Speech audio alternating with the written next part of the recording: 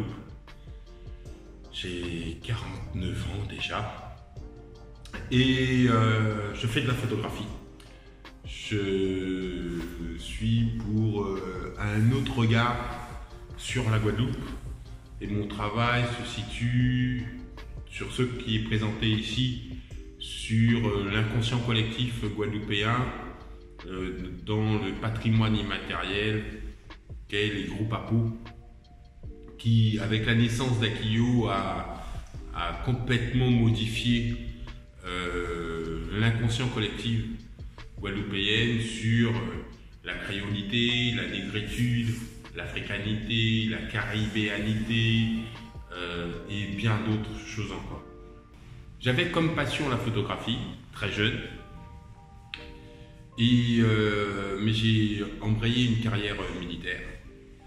Et quand j'en ai eu marre de cette carrière militaire, à mes 27 ans, je me suis demandé qu'est-ce que j'allais pouvoir faire. Et j'ai dit, ah, j'aime bien la photographie, j'aime bien les voyages, je vais faire de la photographie.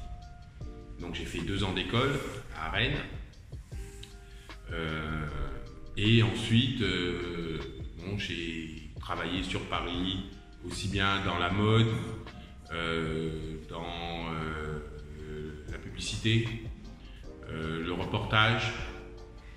Et j'ai eu comme envie de partir de Cayenne pour aller vers Quito, à pied, traverser l'Amazonie.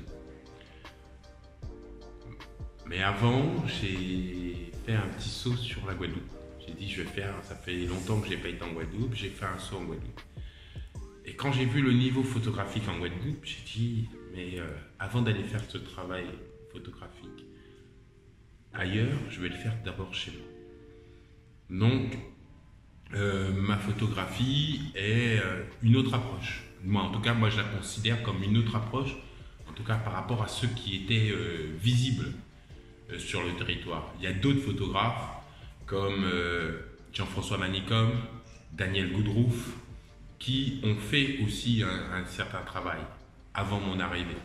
Mais il était beaucoup plus restreint à une élite de la population. Moi, je pense que mon travail a été un peu a complètement modifié, mais en tout cas a aidé à modifier le travail des jeunes photographes d'aujourd'hui.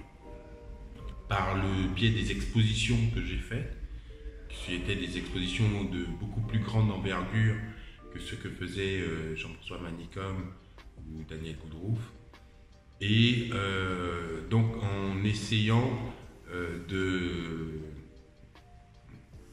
mettre cette photographie dans la rue.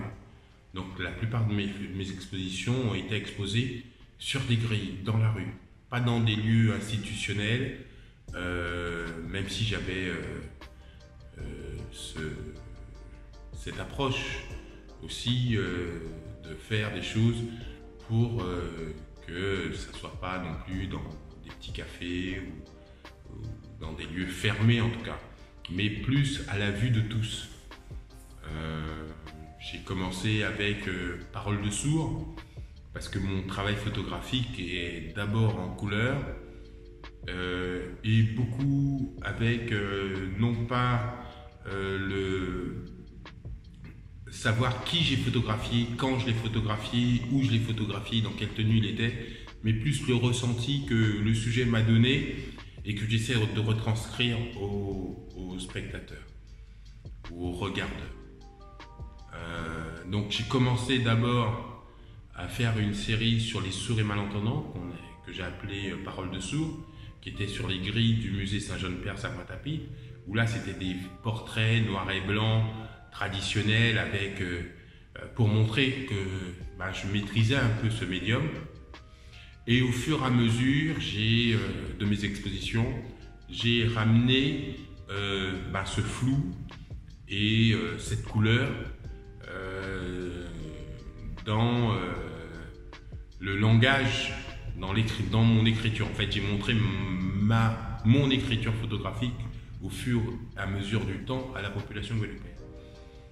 Et cette écriture à inciter d'autres jeunes photographes ou d'autres photographes à être beaucoup plus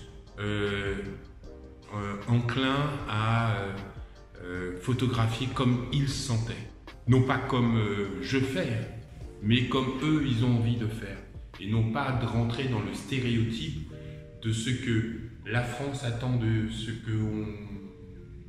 nous. La France attend voilà, des petites doudous en string, avec la petite coiffe, machin, les belles plages, les cocotiers, comment on fait le boudin, comment on fait les acras. Mais la société des photographies sur la société guadeloupéenne, dans le ghetto, sur la prostitution, sur le crack, sur toutes les problématiques sociétales que nous avons, c'était pas quelque chose qui se faisait. Aujourd'hui, ça se fait. Aujourd'hui, il y a de très bons jeunes photographes qui portent ce regard sur notre société, sans attendre, en ayant au-dessus de la tête, oui, que va dire les commissaires d'exposition ou les magazines françaises qui vont vouloir nous publier ou pas. Là, c'est plus le cas, on s'en fout en fait. Le photographe, son rôle, c'est de porter un regard sur sa société par le médium photographique, comme le peintre porte un regard sur sa société par le biais de la peinture, le sculpteur pareil, le plasticien pareil, etc. etc. Le vidéaste, tout ça pour moi ça doit être une même veine où on va tous dans le même sens, où on porte ce regard et après notre travail peut plaire comme notre travail peut déplaire. Ce n'est pas c'est pas le plus important. Par exemple, sur une des images qui se trouve derrière, peut-être que je peux vous la décrypter, où un photographe, cette image-là, un photographe américain, anglais, russe, aurait trouvé cette image-là complètement trop floue, complètement inadéquate. Alors que pour moi, dans mon imaginaire, où j'ai pris connaissance, où j'ai eu toute cette influence sur les sous-cougnants, les volants, je ne pouvais faire abstraction de cette photographie puisque elle me ramenait aux contes et légendes antillaises. C'est-à-dire que ici, je vais partir d'un homme et cet homme-là, il a une coiffe antique égyptienne et puis il va se transformer de plus en plus en quelque chose de difforme et il va avoir cette transformation en deux oiseaux. Ici, on va retrouver un bec, là, la crête de l'oiseau avec son œil ici, sur le corps d'un homme toujours. Donc on revoit les poils, on peut imaginer les plumes, pardon, de cet animal, de cet oiseau. Et derrière, avec l'œil ici, le bec là, le cou ici, les ailes ici, on va retrouver un autre oiseau. Donc on aura l'oiseau noir, l'oiseau blanc, le yin et le yang, et qui va continuer à se transformer en quelque chose de complètement spirituel, où la métaphysique n'est plus court, n'a plus court, et c'est qu'esprit. L'exposition que je présente là, qui sont les gros papos de Guadeloupe, qu'on appelle les masses. Moi, j'ai présenté cette exposition, où j'en ai même fait un ouvrage qui s'appelle Mimas Guadeloupe, et pour moi, notre évolution culturelle. C'est quelque chose qui transcende et qui amène une identité guadeloupéenne à part entière. Quelque chose que nous n'avions pas avant. Avant le carnaval en Guadeloupe, c'était le folklore à la dunkerquoise, à la niçoise, à la trinidadienne, à la brésilienne, mais rien qui puisse enraciner la population sur ce qu'elle est, sur son territoire. Et avec la naissance du groupe Akio, je pense, en tout cas, que ça a été un élément déclencheur de notre révolution culturelle. Preuve en est, c'est que c'est ce mouvement qui, au départ, fin des années 70, début des années 80, qui a commencé vraiment en 78, mais qui a pris des influences de ce qui se passait avant, mais qui a vraiment éclaté en 78 avec la naissance du groupe Akio, puis en 94, 84, 85, qui a pris beaucoup plus d'ampleur, est aujourd'hui l'élément le plus important du carnaval de Guadeloupe. Alors qu'au départ, la population refoulait ce type de carnaval.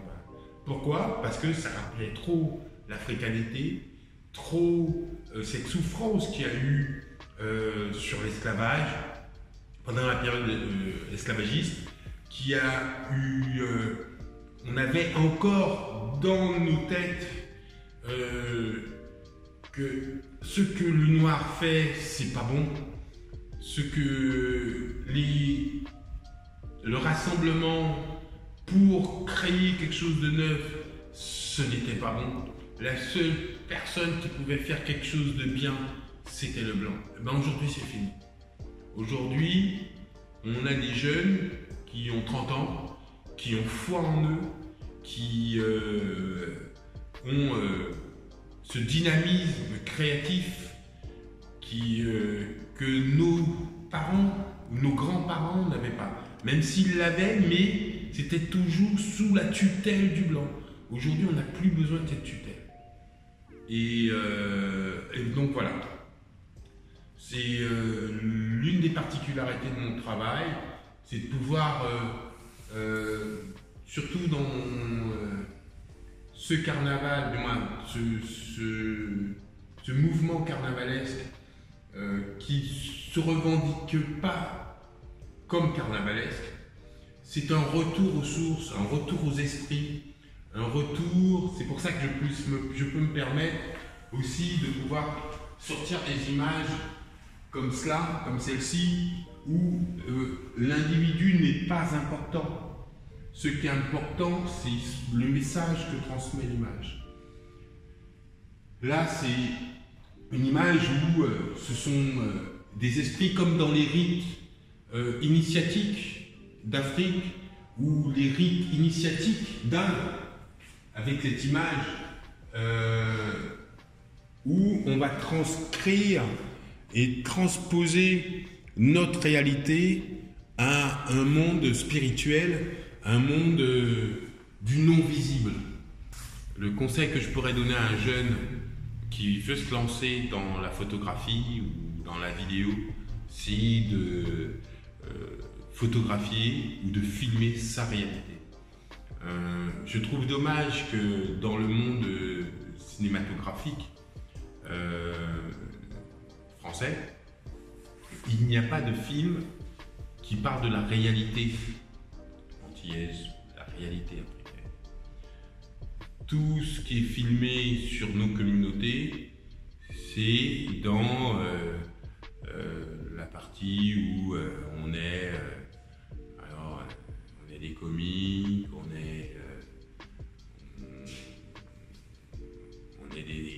ceux qui trompent leurs femmes, on est les bad guys, les dealers, les machins.